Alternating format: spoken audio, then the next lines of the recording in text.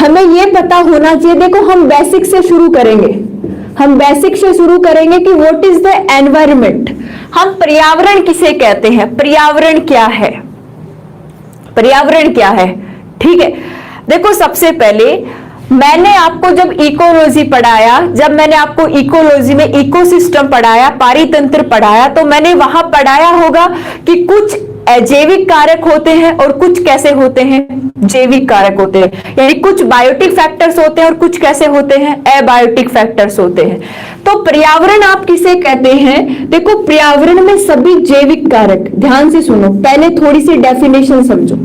पर्यावरण क्या है, देखो जैविक कारक यानी कि बायोटिक फैक्टर्स प्लस अजैविक कारक यानी कि एबायोटिक फैक्टर्स, जैविक कारक प्लस अजैविक कारक प्लस हमारे चारों ओर का जो वातावरण है, जो एटमॉस्फेयर है, जो वातावरण होता है, जो एटमॉस्फेयर होता है, अगर हम इन सबको मिला ले तो हमारा क्या बनता है, एनवायरमेंट बनता है, हमारा पर्यावरण बनता है। देखो आप सबने देखा होगा हमारे पर्यावरण में क्या क्या आता है, स्थल मंडल आता है, जल मंडल आता है, वायुमंडल आता है और जैव मंडल आता है। हमारे पर्यावरण को बनाने के लिए मुख्य 4 स्टेज होनी चाहिए, 4 बायोस्फीयर होने चाहिए, जिससे क्या बने, हमारा पर्यावरण बने।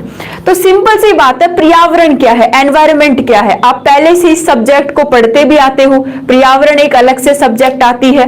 तो एनवायरमेंट क्या है, जितने भी बायोटिक फैक्टर्स हैं, बायोटिक फैक्टर्स यानी जीवित पदार्थ जो लिविंग फॉर्म में पाए जाते हैं, जो मैंने आपको पढ़ा रखा है, प्रोड्यूसर हो गए, कंज्यूमर्स हो गए, डीकंपोजर्स हो गए, ये सारे क्या होते हैं, जैविक कारक होते हैं। प्लस आपने क्या पढ़ा कि सभी अजैविक कारक, अजैविक कारक का मतलब ताप, मृदा, वायु, टेम्परेचर, जल, सारे कैसे होते हैं, अजैविक कारक। और हमारा जो एटमॉस्फेयर होता है, हमारा जो वातावरण होता है, इन सबको मिलाकर, या फिर आप वायुमंडल बोल सकते हैं, ये सारी जब चीजें मिल जाती है तो क्या बनाती है, एनवायरमेंट बनाती है, पर्यावरण बनाती है। ठीक है, इतनी बात क्लियर है। अब देखो हमारा जो एनवायरमेंट है, जो पर्यावरण है, इसके कुल कितनी स्टेज होती है, 4 स्टेज होती है। कुल 4 स्तर होते हैं जो किसको बनाते हैं, एनवायरमेंट को बनाते हैं, पर्यावरण को बनाते हैं। अच्छा ओम सिंह भाटी जी आ गए हैं क्या, देखो सभी स्टूडेंट कितने खुश हो रहे हैं ओम सिंह जी को देखकर। आप क्लास में एब्सेंट मत हुआ करो, सब वेट करते हैं आपका। देखो पर्यावरण की 4 स्टेज क्या हो सकती है, ध्यान से सुनो। सबसे पहले आपने सुना होगा स्थल मंडल के बारे में। पहली स्टेज कौन सी आती है, इसे आप क्या कहते हैं, स्थल मंडल कहते हैं, यानी कि इसको लिथोस्फोर कहा जाता है, लिथोस्फेयर, लिथोस्फेयर इसको कहा जाता है, स्थल मंडल इसको हम बोल सकते हैं। हमारे चारों ओर पाए जाने वाले आवरण को ही आप क्या कहते हैं, पर्यावरण कहते हैं। बंटी यादव जी, बच्चों वाली डेफिनेशन आपको बिल्कुल याद है और सही से याद है। तो चारों ओर पाए जाने वाले आवरण में क्या क्या होते हैं, जैविक कारक हो सकते हैं, अजैविक कारक हो सकते हैं, हमारा वातावरण हो सकता है, ये सारे क्या कहलाते हैं, एनवायरमेंट यानी कि पर्यावरण। सबसे पहले आपने नाम सुना होगा स्थल मंडल का, कि स्थल मंडल क्या है, ठीक है। इसके बाद दूसरा आपने सुना होगा जल मंडल का, जल मंडल, ठीक है, जिसे हम क्या कहते हैं, हाइड्रोस्फीयर कहते हैं। आप इसको इंग्लिश में क्या बोलेंगे, हाइड्रोस्फीयर बोलेंगे, ठीक है। देखो इस हाइड्रोस्फीयर से इंपॉर्टेंट सवाल पूछे जाते हैं, अच्छे अच्छे सवाल पूछे जाते हैं, कि आपसे पूछा जाता है एक्वीफर क्या है, कुआसा क्या है, कुहासा क्या है, ऐसे सवाल पूछे जाते हैं, ठीक है। ध्यान से सुनो, थोड़ा थ्योरेटिकल चैप्टर है, लेकिन साथ साथ में पढ़ते भी जाना है और नोट्स भी बनाते जाना है। स्थल मंडल को क्या बोल दिया, लिथोस्फीयर बोल दिया, और जल मंडल क्या होता है, हाइड्रोस्फीयर होता है। इसके बाद आप क्या पढ़ते हैं, वायुमंडल। आप किसको पढ़ेंगे, वायुमंडल को, और वायुमंडल को हम क्या बोलते हैं, एटमॉस्फेयर, एटमॉस्फेयर। ये किसको बोला जाता है, वायुमंडल को बोला जाता है। इसके बाद चौथे नंबर पे हम किसको पढ़ेंगे, जैव मंडल को पढ़ेंगे। किसको पढ़ा जाएगा, जैव मंडल, जिसको क्या कहा जाता है, बायोस्फीयर। क्या कहा जाता है, बायोस्फीयर। रीट वाले बच्चे अच्छे से ध्यान दे लेना, रीट लेवल फर्स्ट में एक अलग से आपको टॉपिक दे रखा है, पर्यावरण, एनवायरमेंट, ठीक है। तो ध्यान से सुनो, एनवायरमेंट पर्यावरण की जो 4 स्टेज होती है वो कौन कौन सी होगी? सबसे पहले स्थल मंडल होगा, स्थल मंडल को आप लिथोस्फेयर बोल सकते हैं। दूसरा क्या होगा? जल मंडल, जिसे आप हाइड्रोस्फेयर बोल सकते हैं। तीसरा क्या होगा? वायुमंडल, जिसमें अनेक प्रकार की गैसें, जल वाष्प, धूल के कणों का क्या पाया जाएगा? मिश्रण पाया जाएगा। फिर क्या होता है? ठीक है, रीट लेवल सेकंड में तो आएगा ही आएगा, लेकिन फर्स्ट का एक बहुत इंपॉर्टेंट चैप्टर है, इसीलिए जैव मंडल को आप क्या बोलेंगे? बायोस्फीयर बोलेंगे। अब ध्यान से सुनो कि ये अलग अलग जो स्फीयर बनाए गए हैं, अलग अलग जो मंडल बनाए गए हैं, ये इनकी कंडीशंस को देख के बनाए गए हैं। ठीक है, जैसे सबसे पहले अगर मैं स्थल मंडल की बात करूं, अगर मैं लिथोस्फीयर की बात करूं, तो आप क्या कहेंगे कि जितने भी ये स्थलीय या फिर बाह्य चट्टानों वाला भाग है, जितना भी बाह्य चट्टानों वाला भाग है, बाह्य चट्टानों वाला भाग है, जो हम देख सकते हैं स्थल मंडल आप सब जानते हैं कौन सा भाग होता है? जो बाह्य रूप से चट्टानीय भाग होता है, जो चट्टानों के अपगठन से बना है, चट्टानों के अपगठन से मिट्टी बनी है, फिर यहाँ पे वृक्ष बनने लगे, वृक्ष बनने के बाद यहाँ पे जीव जंतुओं का विकास हुआ, तो ये सारे के सारे क्या होते? स्थल मंडल होते। लिथोस्फीयर का मतलब क्या हो गया? जो बाह्य चट्टानी भाग होता है उसको आप क्या कहते हैं? लिथोस्फीयर कहते हैं, यानी कि स्थल मंडल कहते हैं। इसके बाद जो हाइड्रोस्फीयर होता है, जल मंडल आप किसे कहेंगे? देखो, जल मंडल आप कहेंगे कि कुल जल, जो टोटल वाटर पाया जा रहा है, जो कुल जल जितना पाया जा रहा है, वो क्या कहलाएगा? आपका जल मंडल कहलाएगा। जल मंडल के अंदर क्या आएगा? टोटल वाटर आएगा, कि जितना वाटर हमारे पर्यावरण में उपस्थित है, जितना वाटर, जितना पानी हमारे पर्यावरण में उपस्थित है, उस सारे को मिलाकर आप क्या बोल देंगे? हाइड्रोस्फीयर बोल देंगे, जल मंडल बोल देंगे। हो सकता है ये जो कुल जल है, जल मंडल है, ये अलग अलग कंडीशन में क्या हो? प्रेजेंट हो, अलग अलग कंडीशंस में प्रेजेंट हो, या फिर अलग अलग सिचुएशंस में प्रेजेंट हो सकता है कि जल है वाष्प के रूप में हो, जल जल वाष्प के रूप में, हिम हिम के रूप में भी हो, लिक्विड के रूप में भी हो, तो इसकी अवस्थिति है वो अलग अलग प्रकार से हो सकती है। आपको पता है कि जल है वो किस रूप में पाया जा सकता है? द्रव अवस्था में पाया जा सकता है, प्लस जल वाष्प अवस्था में पाया जा सकता है, प्लस जल हिम अवस्था में, या फिर बर्फ अवस्था के अंदर भी जल की क्या हो सकती है? उपस्थिति हो सकती है। लेकिन इन टोटल को मिला के आप क्या बोल देंगे? जल मंडल बोल देंगे। बस जो कुल जल हमारे एनवायरमेंट में पाया जा रहा है, हमारे पर्यावरण में पाया जा रहा है, उसी को आप क्या बोलेंगे? हाइड्रोस्फीयर या फिर जल मंडल कहा जाएगा। तो वाटर द्रव लिक्विड अवस्था में भी हो सकता है, वाष्प में भी हो सकता है, और हिम अवस्था के अंदर भी हो सकता है। ठीक है, अब ध्यान से देखो कि ये जल की अवस्थिति है, अलग अलग क्षेत्रों में अलग अलग प्रकार से पाई जाती है। जैसे सबसे पहले मैं बात करूं किसके ऊपर? भूमि पर या फिर स्थल पर। मैं स्थल पर बात करूं या फिर भूमि पर बात करूं, देखो भूमि पर जल है वो कैसे कैसे उपस्थित हो सकता है? आप क्या कह सकते हैं? समुद्र के रूप में, आप क्या कह सकते हैं? झरनों के रूप में, आप क्या कह सकते हैं? झीलों के रूप में, आप कह सकते हैं तालाबों के रूप में। ये सारे क्या बन रहे? जलमंडल बना रहे हैं। ये सारे क्या बनाएंगे? जलमंडल बनाएंगे। तो स्थल पर जो जल उपस्थित है वो किस रूप में पाया जा सकता है? स्थल पर जल पाया जा सकता है समुद्र के रूप में, समुद्र में वाटर हो सकता है, झरनों में पाया जाएगा, झीलों में पाया जाएगा और तालाबों में पाया जाएगा।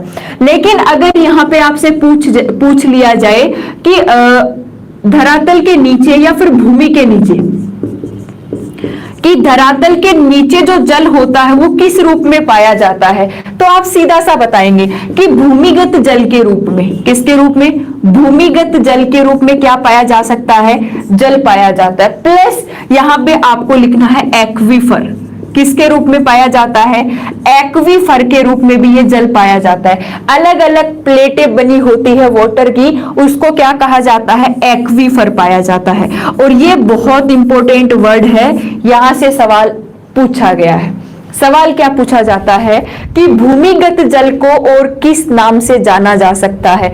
एक्वीफर के नाम से भी किसको जाना जा सकता है? भूमिगत जल को जाना जा सकता है। भूमिगत जल जो धरातल के नीचे पाया जा रहा है, जो भूमि के नीचे पाया जा रहा है, उसे आप क्या कहेंगे? भूमिगत जल कहेंगे। और भूमिगत जल को हम क्या कह सकते हैं? एक्वीफर भी कह सकते हैं। क्या कहेंगे? एक्वीफर भी कहेंगे। बेफिक्र बच्चन यादव जी, बेफिक्र। अच्छा, good morning Anil Prajapati ji, good morning. Chaudhary जी, गुड मॉर्निंग। अरे तुम बातें कर रहे हो, तुम पढ़ रहे हो? सारा आएगा ओम सिंह भट्टी जी, ठीक है। तो भूमिगत वाटर को क्या कहा जा सकता है? एक्वीफर भी कहा जा सकता है। इसके अलावा आप क्या कहेंगे तीसरे नंबर पे कि कुछ जल ऐसा होता है जो हिम के रूप में, जो ध्रुव है हमारे, उत्तरी ध्रुव, दक्षिणी ध्रुव, वहां पे जल क्या है? बर्फ के रूप में जमा हुआ है, ठीक है। तो उस बर्फीले आप क्या बोल सकते हो? यहाँ पे ध्रुवीय क्षेत्रों में अगर जल की उपस्थिति देखें तो आप क्या कहेंगे? हिम के रूप में पाया जाता है। हिम यानी कि बर्फ के रूप में, प्लस आप क्या कह सकते हैं? यहाँ पे कुहासो भी इसको बोला जाता है। कुहासो, ये नाम बार बार पूछे जाते हैं। कुहासो क्या होता है? तो जो हिम भाग से या फिर हिम के रूप में जो जल पाया जा रहा है, जो वाटर पाया जा रहा है, उसको आप क्या कहेंगे?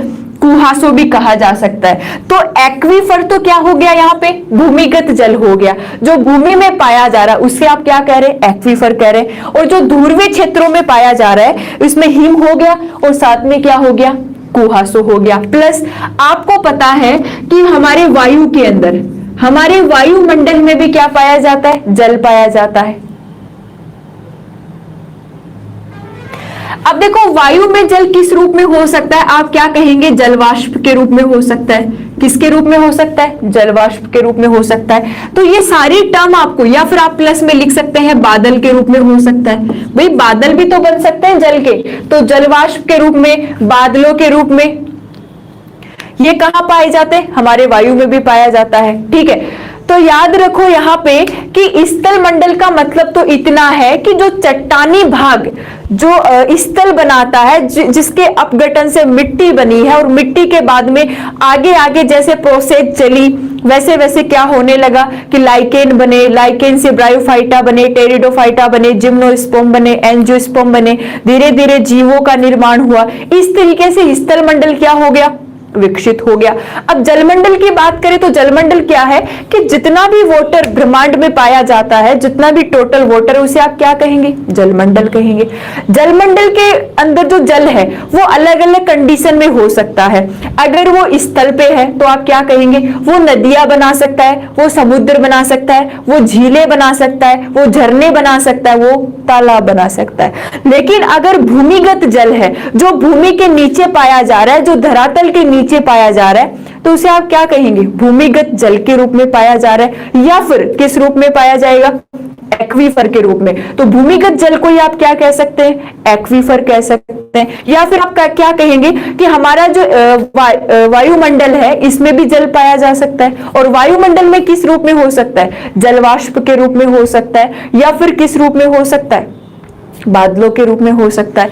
तो इस तरीके से स्थल मंडल और किसकी बात की हमने? जलमंडल की बात की है।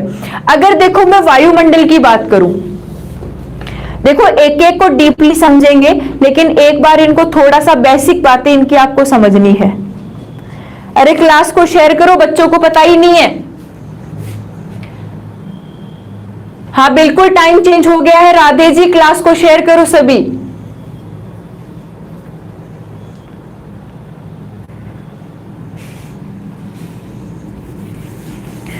टाइम चेंज हो गया है, क्लास को शेयर करो।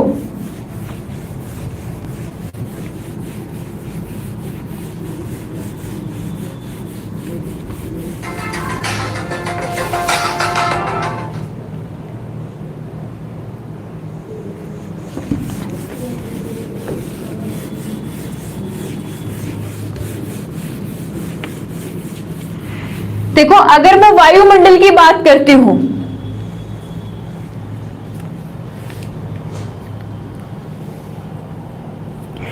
टाइम चेंज हो गया है, 2 बजे वाली क्लास 11 बजे से चलेगी।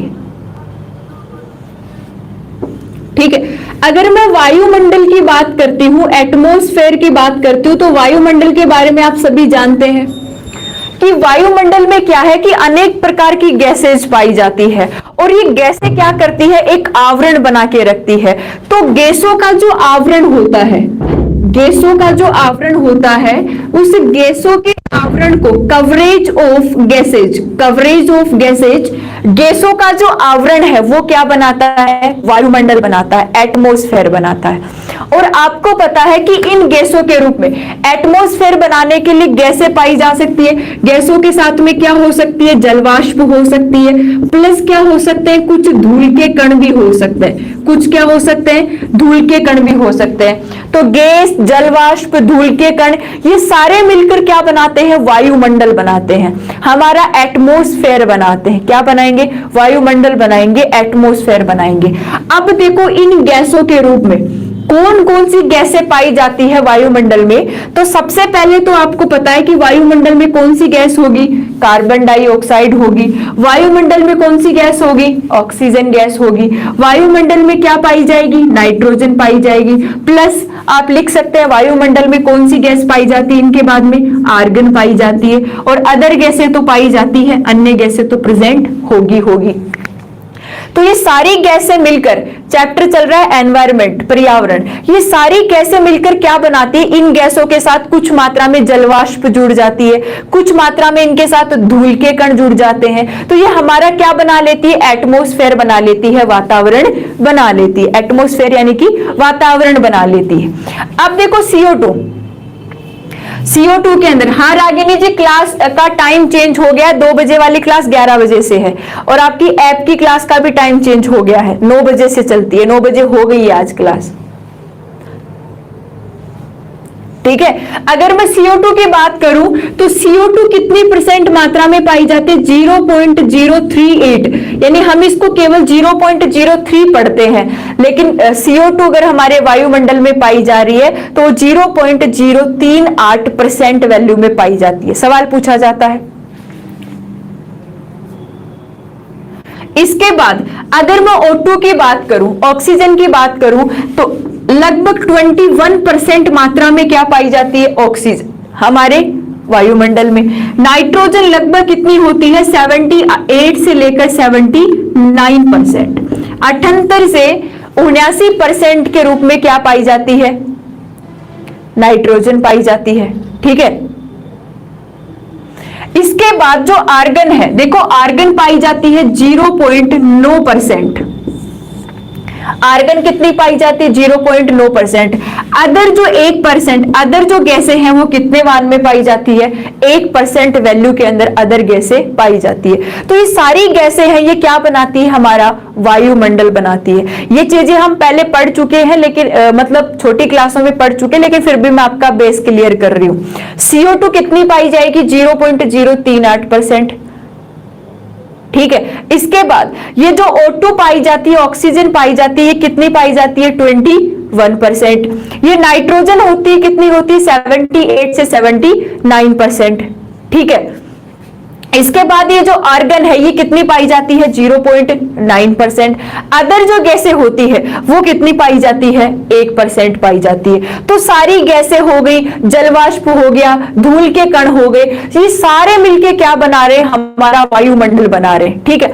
तो इस तरीके से देखो हमारे मंडल अलग अलग भी होंगे वायुमंडल में, शोप मंडल होगा, समताप मंडल होगा, आयन मंडल होगा, बहिर्मंडल होगा, ये सारी चीजें हमें पढ़नी है। और यहां से सवाल भी बहुत बार पूछे जाते हैं कि प्लेन किस मंडल में उड़ सकता है, या फिर सबसे ज्यादा जो आकाशीय क्रियाएं होंगी वो किस मंडल में देखने को मिलती है, ये सारी चीजें हमें पढ़नी है, ठीक है।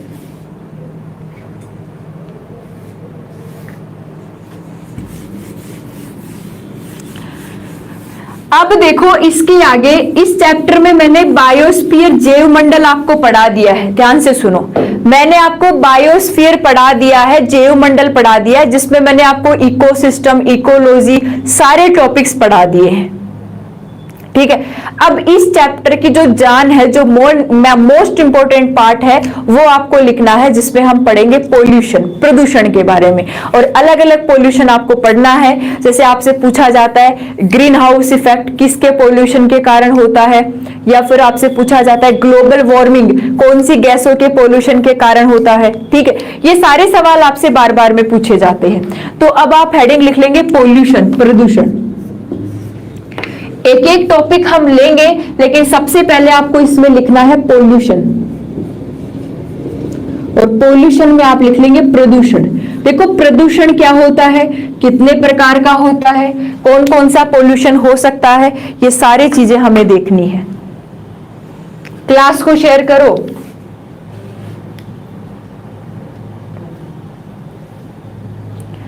बिल्कुल CFC से, ठीक है।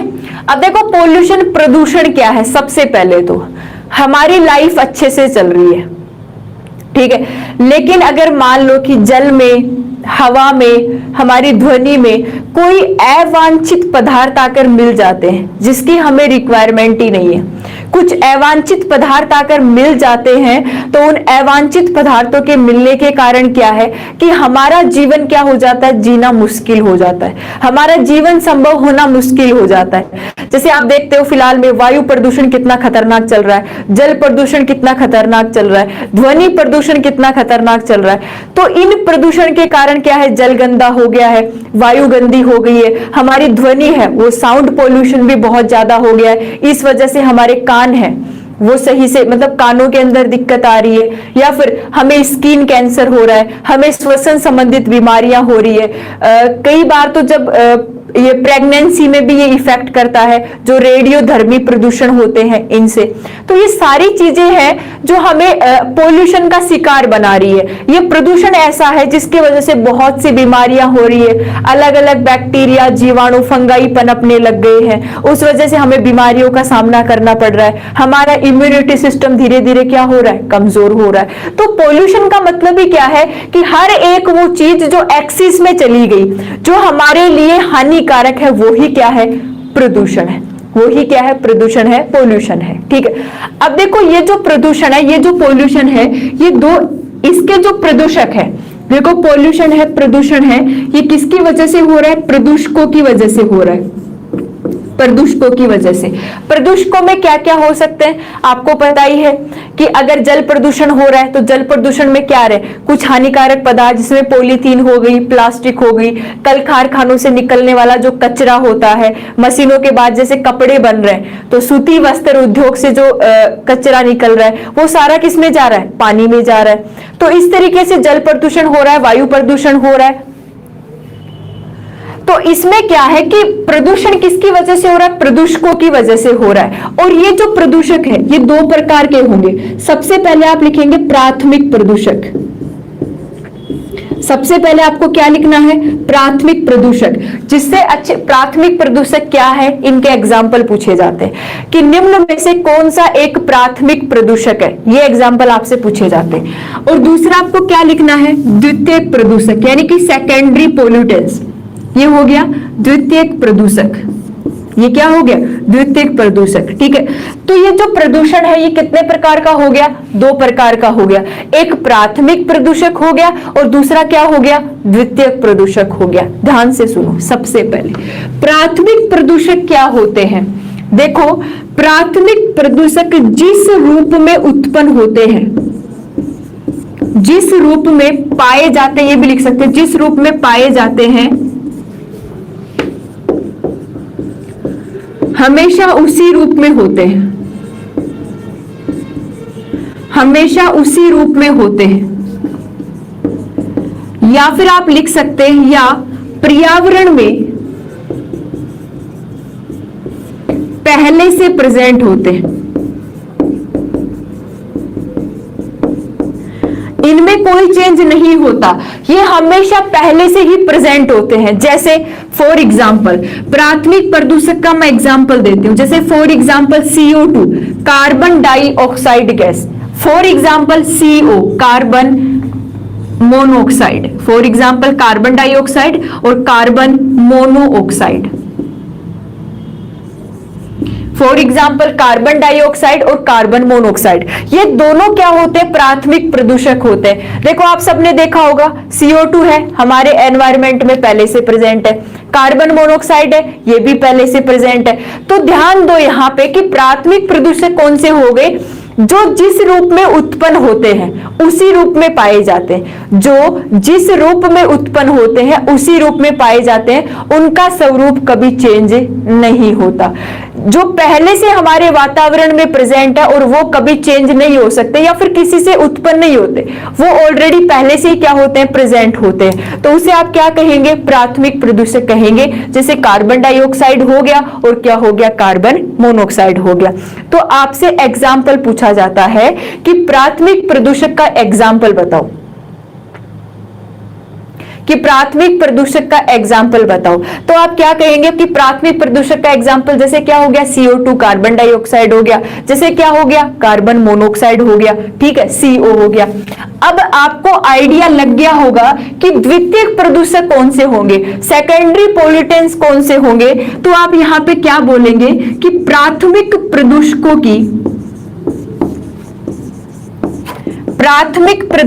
की अंतःक्रिया से द्वितीयक प्रदूषक उत्पन्न होते हैं या फिर द्वितीयक प्रदूषक बनते हैं। जब प्राथमिक प्रदूषक आपस में अंतःक्रिया करते हैं, जब प्राथमिक प्रदूषक आपस में अंतःक्रिया करते हैं तो इनसे क्या बनते हैं, द्वितीयक प्रदूषक बनते हैं। क्या बनेंगे, द्वितीयक प्रदूषक बनेंगे। फॉर एग्जाम्पल, जैसे मैं आपको कुछ एग्जाम्पल देती हूं। फॉर एग्जाम्पल, यहां पे डेफिनेशन से ज्यादा इंपॉर्टेंट है इनके एग्जाम्पल। डेफिनेशन से ज्यादा इंपॉर्टेंट क्या है, इनके एग्जाम्पल है। सबसे पहला एग्जाम्पल, फॉर एग्जाम्पल ओजोन का नाम सुना होगा। फॉर एग्जाम्पल ओजोन, और ओजोन को हम किससे लिखेंगे, O3 से लिखेंगे। फॉर एग्जाम्पल क्या हो गया, ओजोन हो गया, ठीक है। ओजोन क्या होता है, अब आपसे सवाल पूछ लिया गया, बताओ ओजोन क्या है, आप क्या कहेंगे, ओजोन एक द्वितीयक प्रदूषक है। ओजोन क्या होता है, हमारे वातावरण में, हमारे पर्यावरण का एक द्वितीयक प्रदूषक होता है, ठीक है। इसके बाद अनीता पढ़ लो, ठीक है। फॉर एग्जाम्पल क्या हो गया, ओजोन। दूसरा एग्जाम्पल मैंने लिखा नाइट्रोजन के ऑक्साइड। नाइट्रोजन के ऑक्साइड, सबने सुना होगा कि नाइट्रोजन के जो ऑक्साइड है इनकी वजह से अम्लीय वर्षा होती है। क्या होती है, एसिडिक रेन, अम्लीय वर्षा। कई बार पूछा जाता है अम्लीय वर्षा का कारण क्या होता है।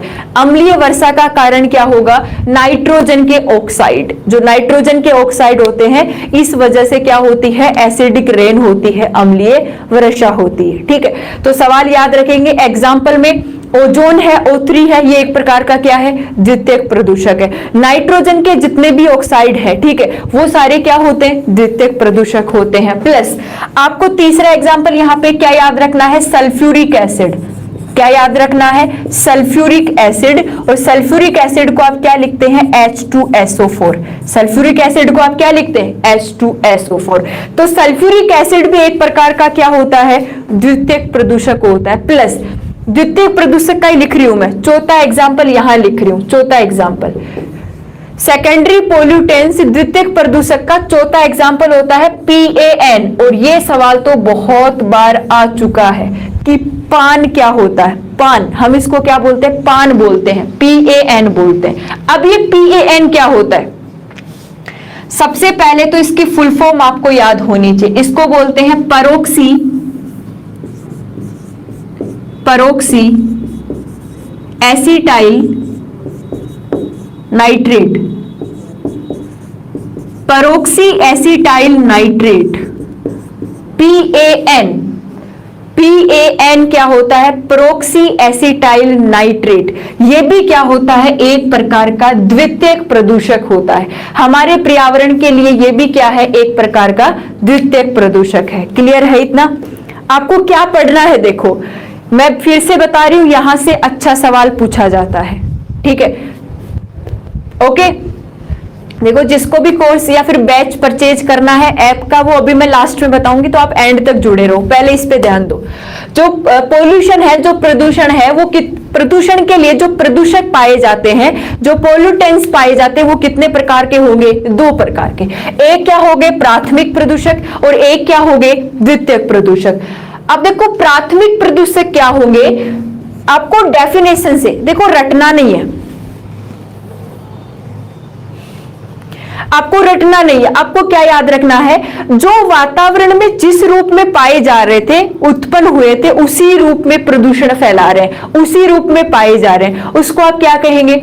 प्राथमिक प्रदूषक कहेंगे। और केवल इसका एग्जाम्पल याद रखना है। एग्जाम्पल आपको क्या याद रखना है? एग्जाम्पल होगा आपका कार्बन डाइऑक्साइड गैस और कार्बन मोनोऑक्साइड यानी कि CO गैस। ठीक है, फिर मैंने क्या पढ़ाया कि द्वितीयक प्रदूषक क्या होते हैं, सेकेंडरी पॉल्यूटेंट्स क्या होंगे। देखो, अगर प्राथमिक प्रदूषक आपस में अंतःक्रिया करते हैं तो उनकी वजह से जो प्रदूषक उत्पन्न होंगे उसे आप क्या कहेंगे? द्वितीयक प्रदूषक कहेंगे। फॉर एग्जाम्पल, इनके एग्जाम्पल आपको सबसे ज्यादा याद रखने हैं। ध्यान से सुनो, 2 बजे वाली क्लास का टाइम चेंज करके 11 से 12 कर दिया गया है, ये वही क्लास चल रही है। 2 बजे वाली क्लास का टाइम चेंज करके 11 से 12 कर दिया गया है, तो 11 बजे आपको डेली क्लास में आना है। ओके,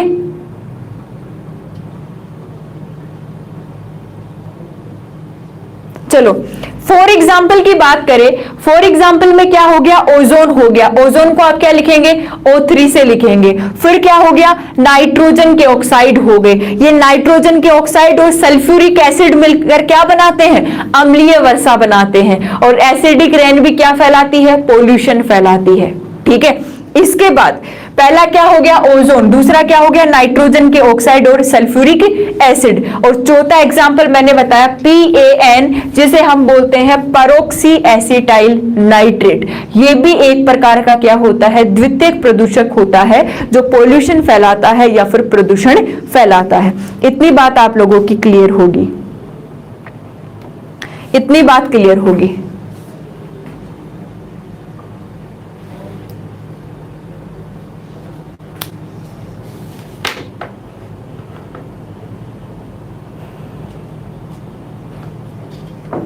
मिटा दो इसको।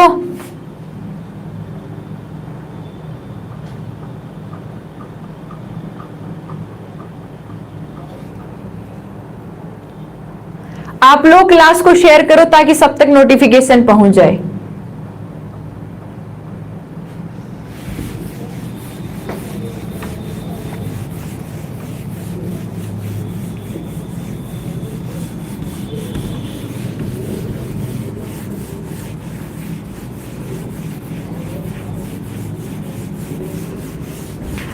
अब देखो, आगे इसी क्रम में हम बात करते हैं, प्रदूषण के ही क्रम में।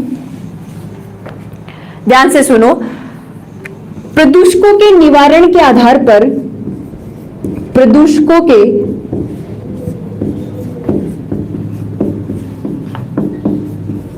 निवारण के आधार पर ये 2 प्रकार के होते हैं।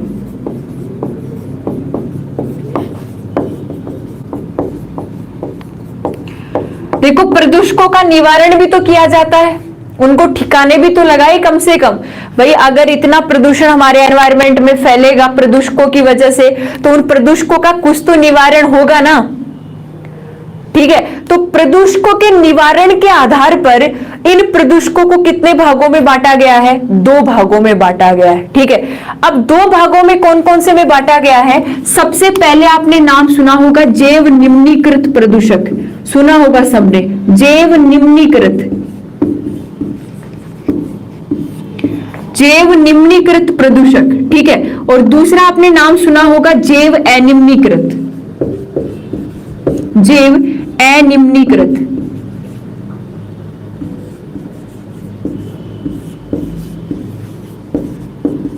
जैव निम्नीकृत प्रदूषक, और दूसरा एग्जाम्पल, दूसरा नाम आपने सुना होगा जैव अनिम्नीकृत प्रदूषक। ठीक है, अब देखो इनमें डिफरेंस क्या है।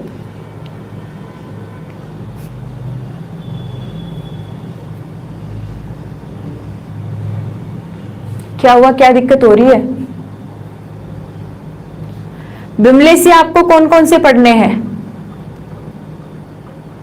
ठीक है, एक हो गया जैव निम्नीकृत प्रदूषक और दूसरा क्या हो गया, जैव अनिम्नीकृत प्रदूषक। यहां से सवाल भी पूछा गया है बहुत बार। देखो, जैव निम्नीकृत प्रदूषक क्या होंगे?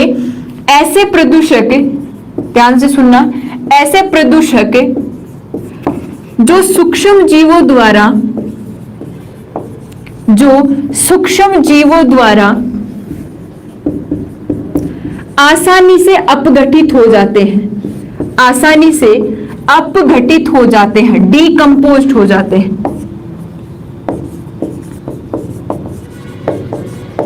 आसानी से अपघटित हो जाते, उनको क्या कहा जाता है? जैव निम्नीकृत प्रदूषक कहा जाता है। आप सबने देखा होगा कि फॉर एग्जाम्पल की बात करूं, एग्जाम्पल से समझ में आएगा। फॉर एग्जाम्पल की बात करूं, जैसे फ्रूट्स हो गए, फल हो गए, जैसे कागज हो गया, जैसे सब्जियां हो गई,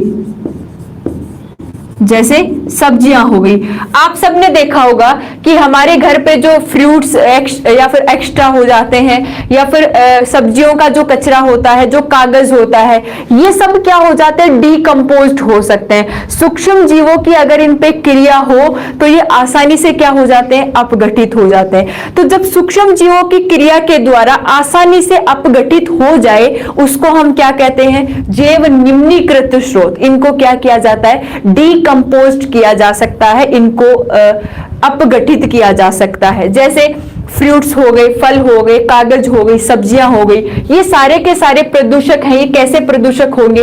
ये जैव निम्नीकृत प्रदूषक होंगे। कैसे होंगे? जैव निम्नीकृत प्रदूषक होंगे। अगर आपसे पूछा जाए कि जैव अनिम्नीकृत प्रदूषक का मतलब, आप क्या कहेंगे? जो सूक्ष्म जीवों की क्रिया के द्वारा, जो सूक्ष्म जीवों की क्रिया के द्वारा अपघटित नहीं होते, जो सूक्ष्म जीवों की आपस में क्रिया के द्वारा अपघटित नहीं होते, उनको क्या कहा जाता है? जैव अनिम्नीकृत स्रोत कहा जाता है। फॉर एग्जाम्पल सीसा। अरे सीसा होता है, इसको कभी अपघटित किया जा सकता है क्या? शीशे को कभी अपघटित किया जा सकता है? नहीं किया जा सकता। इसके अलावा आप बोल सकते हैं प्लास्टिक। अब प्लास्टिक में पॉलीथीन, पीवीसी सब आ जाएगी। प्लास्टिक में जैसे पीवीसी, पॉलीवाइनिल क्लोराइड, ठीक है, पॉलीवाइनिल क्लोराइड, जैसे पीवीसी आ गया, पॉलीथीन आ गया, प्लास्टिक में शीशा आ गया। या फिर आप क्या कहेंगे? रेडियो सक्रिय पदार्थ, रेडियो सक्रिय पदार्थों का प्रदूषण।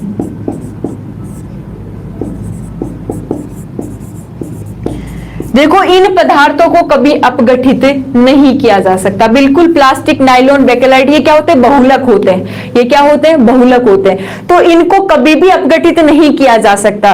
तो जैव निम्नीकरण के आधार पर प्रदूषक भी कितने प्रकार के होंगे? 2 प्रकार के होंगे, जिसमें पहला हो गया जैव निम्नीकृत प्रदूषक, यानी जो सूक्ष्म जीवों की क्रिया के द्वारा अपघटित हो जाए, उसको हम क्या कहेंगे? जैव निम्नीकृत प्रदूषक कहेंगे। जैसे इसके अंदर कौन कौन सा आ गया? आपका फ्रूट्स आ गए, कागज आ गए, सब्जी आ गए। अदर जितने भी एग्जाम्पल आपको याद है तो आप उनको यहां लिख सकते हैं।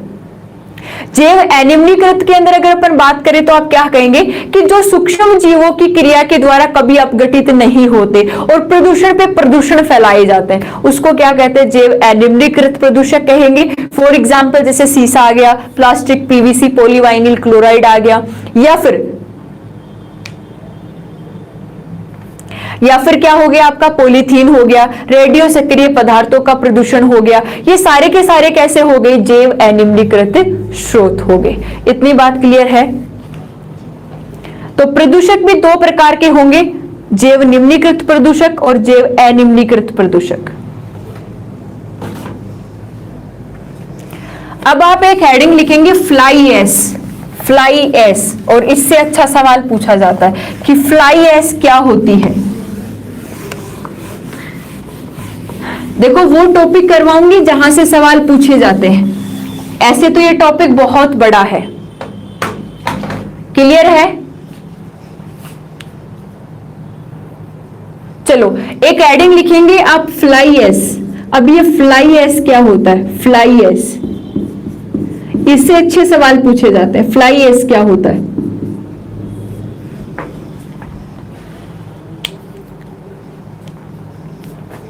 फ्लाई ऐश क्या होता है?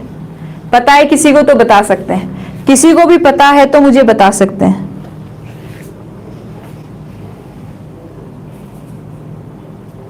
फ्लाई ऐश क्या होता है?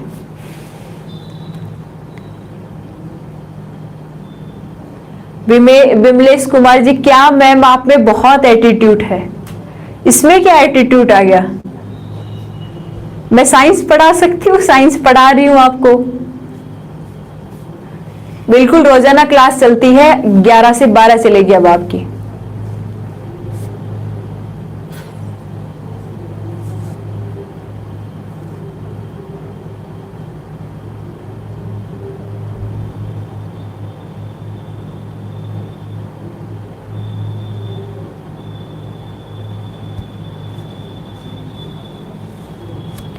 ठीक है विमलेश जी, साइंस का कोर्स अगर आपको लेना है तो आप श्रीराम EDU ऐप, आपको पहले बता ही देती हूं, इतने में आंसर देंगे आप।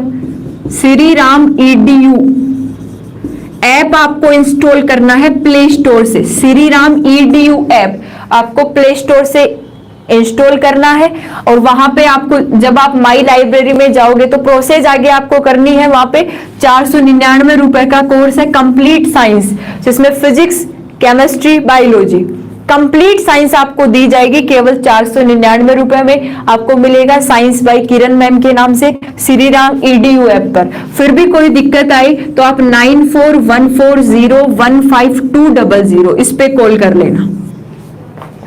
फिर भी कोई दिक्कत आए तो 9414015200 पे कॉल कर लेना, ठीक है। बिल्कुल ओम सिंह भाटी जी आपका सही है।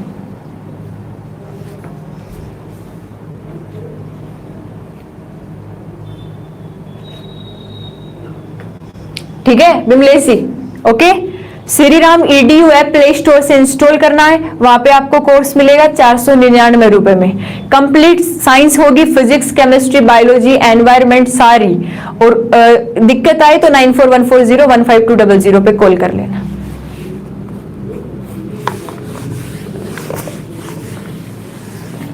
देखो फ्लाई ऐश क्या होता है, ध्यान से सुनो। बिल्कुल रविंदर सिंह जी सही है, थर्मल प्लांट यानी कि आप ताप विद्युत संयंत्र इनको बोल सकते हैं। चलो देखो फ्लाई ऐश क्या होती है, जब कोयले को जलाया जाता है, कोयले को जलाने पर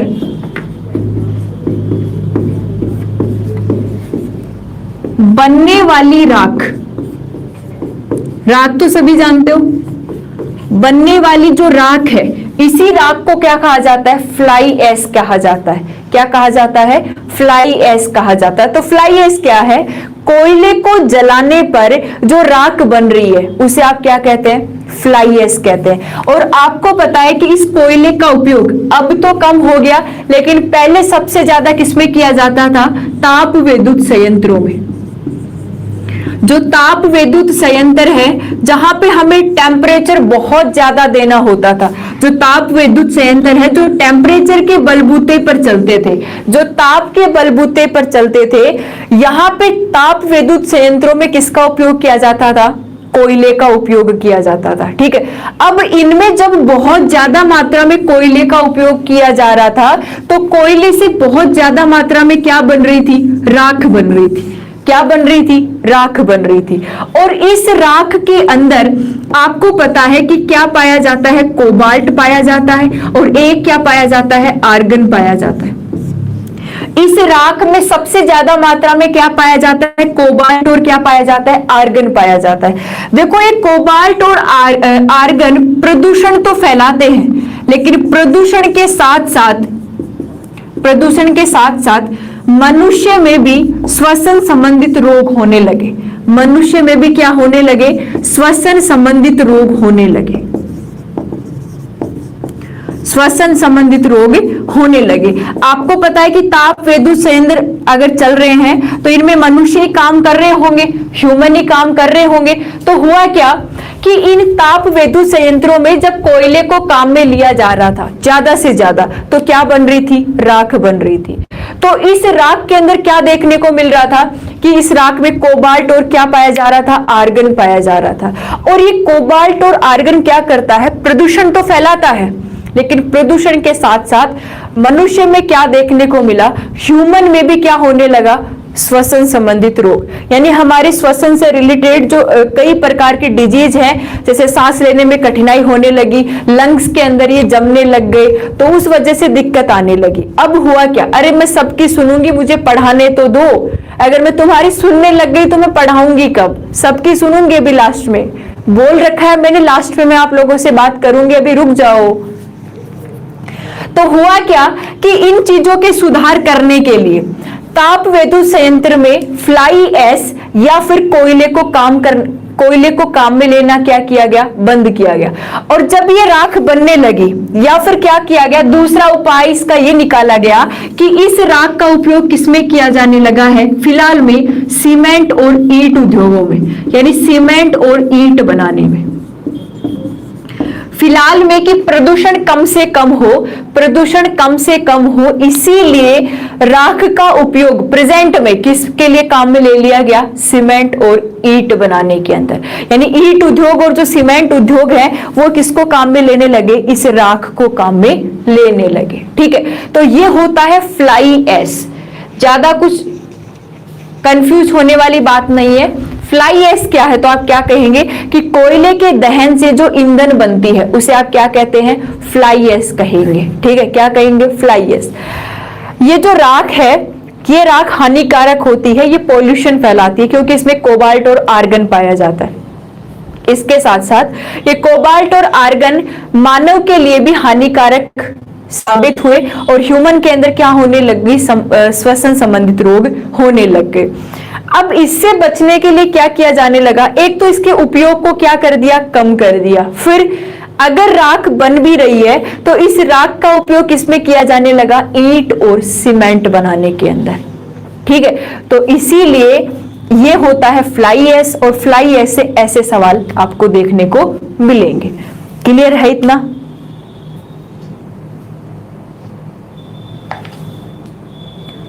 क्लियर है?